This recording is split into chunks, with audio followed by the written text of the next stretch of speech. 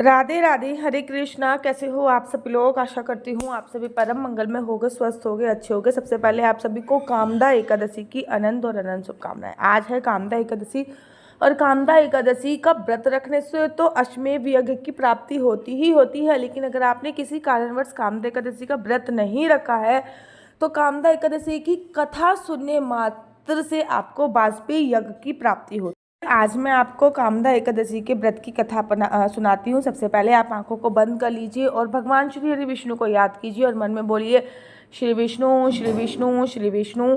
चलिए आप कथा का श्रवण करते हैं। युधिष्ठिर ने एक बार वासुदेव जी से पूछा कि हे प्रभु, मैं आपको प्रणाम करता हूँ, कृपया करके ये बताइए चैत शुक्ल पक्ष की किस नाम की एकादशी होती है। भगवान श्री कृष्ण जी बोले, राजन चुपचाप होके सुनिएगा। एक मैं पुरातन कथा सुना रहा हूँ जिसे वशिष्ठ जी ने राजा दिलीप जी के पूछने पे बोला था। वशिष्ठ जी बोले, राजा चैत शुक्ल पक्ष में कामदा नाम की एकादशी आती है। यह परम पुण्यदायिनी है और यह पापों को खत्म करने वाली है। प्राचीन काल की बात है। नागपुर नामक एक सुंदर नगर था। यहाँ सोने के महल बने हुए थे। उस नगर में पुंडरीक आदि महाभयंकर नाग निवास करते थे। पुंडरीक नाम का नाग उस दिनों वहाँ राज्य करता था।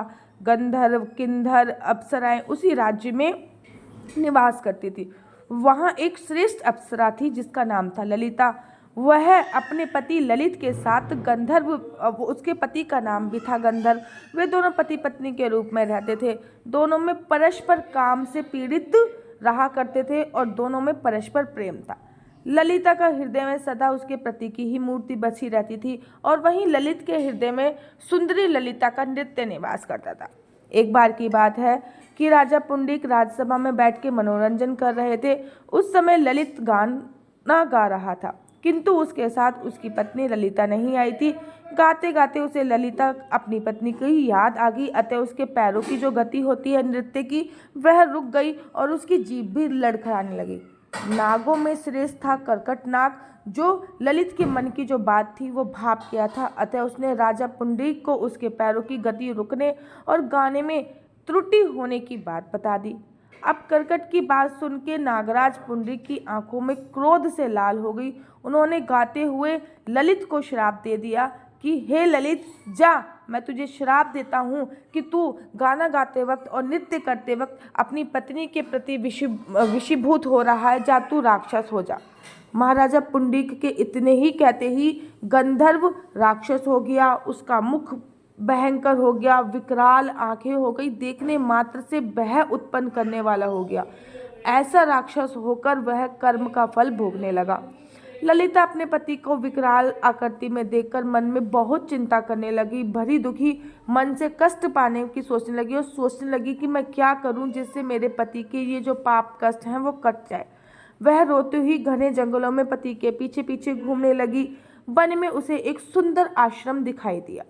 यहाँ एक मुनि शांत बैठे थे। किसी भी प्राणी के साथ उनका कोई वैर नहीं था।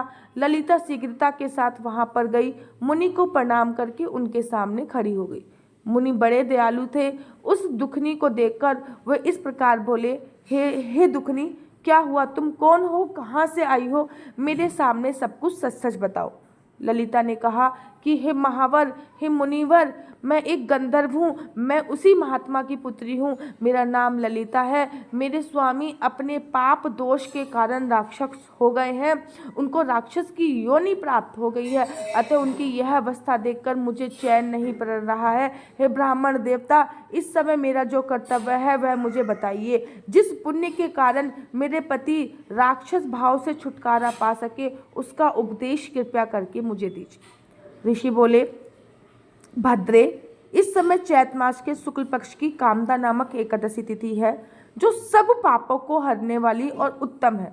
तुम उसी का विधि पूर्वक व्रत करो। इस व्रत का पुण्य जो है वो अपने स्वामी को दे डालो। पुण्य देने पर क्षण भर में ही श्राप से वो दूर हो जाएगा। जब मुनि ने ऐसा बोला तो मुनि के यह वचन सुन के ललिता को बड़ा हर्ष हुआ। बहुत खुशी हुई। उसने एकादशी का उपवास करके द्वादशी के दिन उस ब्राह्मण के समीप ही भगवान वासुदेव के श्री विग्रह के समक्ष अपने पति के उद्धार के लिए ये वचन कहा कि मैंने यह कामदा एकादशी का उपवास किया है, उसके पुण्य के प्रभाव से मेरे पति का राक्षस भाव दूर हो जाए। वशिष्ठ जी कहते हैं कि ललिता के इतने कहते ही क्षण भर में ललिता का जो पाप जी कहते हैं कि ललिता के इतने कहते ही उसी क्षण ललिता का पाप दूर हो गया। उसने दिव्य देह रूप धारण कर लिया। राक्षस जो भाव था वो चला गया। पुण्य गंधर्व की गति प्राप्त हुई। वे दोनों पति पत्नी कामदा के रूप में पहले की अपेक्षा अधिक सुंदर रूप धारण करके विमान पर आरूढ़ होकर अत्यधिक शोभा पाने लगे। यह जानकर इस एकादशी के व्रत का यत्नपूर्वक पालन करना चाहिए। मैंने लोगों के हित के लिए तुम्हारे सामने इस व्रत का वर्णन किया है। कामदा एकादशी ब्रह्म हत्या आदि पाप और किसी भी प्रकार के दोष का नाश करने वाली है। इसे कहते हैं कि राजन, इसको सुनने मात्र से आपका यश और कीर्ति बढ़ती है। आपका जो पाप होता है वो नाश होता है। आप भी कामदा एकादशी की कथा सुनिए और इस वीडियो को शेयर भी कीजिए। मेरा नंबर आपको नीचे स्क्रीन पे दिख रहा होगा। मेरा नंबर है 4 बार 9 20 25 65। आई रिपीट अगेन 4 बार 9 20 25 65। आपका बच्चा जॉब करेगा या बिजनेस करेगा? बिजनेस करेगा तो किस फील्ड में बिजनेस करेगा? जॉब करेगा तो किस सेक्टर में जॉब करेगा? आपके बच्चे का लकी नंबर क्या है? लकी कलर क्या है? क्या कुंडली में सरकारी नौकरी का योग है या नहीं है? ये सभी जानकारी, शादी कब होगी, विवाह कब होगा, क्या विदेश जाने का कोई योग है या नहीं, ये सभी जानकारी आप मेरे से कुंडली के माध्यम से प्राप्त कर सकते हैं। लेकिन एक बात याद रखिए, कुंडली देखना बिल्कुल भी फ्री नहीं है। कुंडली देखने के थोड़े से चार्जेस हैं और इस नंबर से मुझसे किसी भी प्रकार से कोई भी क्वेश्चन आंसर पूछने के लिए फ़ोन मत कीजिए। ये नंबर केवल और केवल कुंडली दिखाने के लिए ही प्राप्त किया गया है। अगर आपको वीडियो अच्छी लगती है तो आप अपने यूट्यूब चैनल हरि बोल को लाइक शेयर सब्सक्राइब करना बिल्कुल भी मत भूलिए। तब तक के लिए मुझे दीजिए इजाजत। राधे राधे, हरे कृष्णा, हरि बोल। राधे हरे कृष्णा। से बड़े सारे लोग बोलते हैं दीदी ओरिजिनल तुलसी माला कहाँ मिलेगी? भाई यहीं पे मिलने वाली ओरिजिनल तुलसी माला मैं आप लोगों के लिए भिजवाऊंगी। एक ओरिजिनल तुलसी माला, एक नहीं बल्कि दो ओरिजिनल तुलसी माला, बिल्कुल 100% असली तुलसी माला होगी। इसकी गारंटी मेरी है। साथ ही साथ आपके लड्डू गोपाल के लिए एक छोटी सी तुलसी माला होगी। उसी के साथ साथ आपको एक माला झोली का बैग दिया जाएगा। ये माला झोली का बैग, और इसमें भी एक माला होगी जो जपने वाली माला होगी, जिसका आप मंत्र का जाप कर सकते हैं।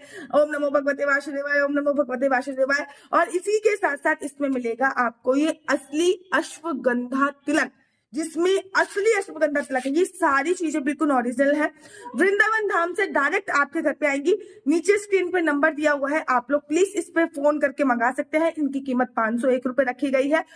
सारे लोगों को तलाश होती है असली तुलसी माला कहाँ मिलेगी? भाई यहीं पे असली तुलसी माला मिलने वाली है। ना केवल असली तुलसी माला मिलेगी बल्कि आपको असली अश्वगंधा तिलक भी मिलेगा। ये एकदम प्योर और असली अश्वगंधा तिलक है और माला भी एकदम 100% प्योर है। इसके साथ साथ तिलक लगाने के लिए आपको स्टैंड भी प्रोवाइड कराया जाएगा, जिससे आप इजीली तिलक लगाते हैं। राधा वल्लभ संप्रदाय में हो गए, इस्कॉन टेम्पल में हो गए, इसी से सब तिलक लगाते हैं। ये भी आपको प्रोवाइड कराया जाएगा। इतना ही नहीं, इस पैकेज में आपको मिलेगा कानों में पहनने वाले तुलसी के असली राधा नाम के इयररिंग्स। कानों में पहनने वाले तुलसी के असली राधा नाम के इयररिंग्स आपको मिल रहे हैं। साथ ही के साथ आपको बाल गोपाल, लड्डू गोपाल को लगाने के लिए असली इत्र भी आपको इसी पैकेज पे प्रोवाइड हो रहा है। जल्दी से हमारी तरफ से मिलेगा आपको लड्डू गोपाल के लिए एक छोटी सी तुलसी माला, वो एकदम गिफ्ट होएगा। मतलब 500 रुपये में 6 चीजें आप बात की। श्रीधाम वृंदावन से डायरेक्ट आपके घर पे आएगा। डिलीवरी चार्ज आपको अतिरिक्त देना पड़ेगा। इस पैकेज का प्राइस है 500 रुपये। राधे राधे, हरे कृष्णा।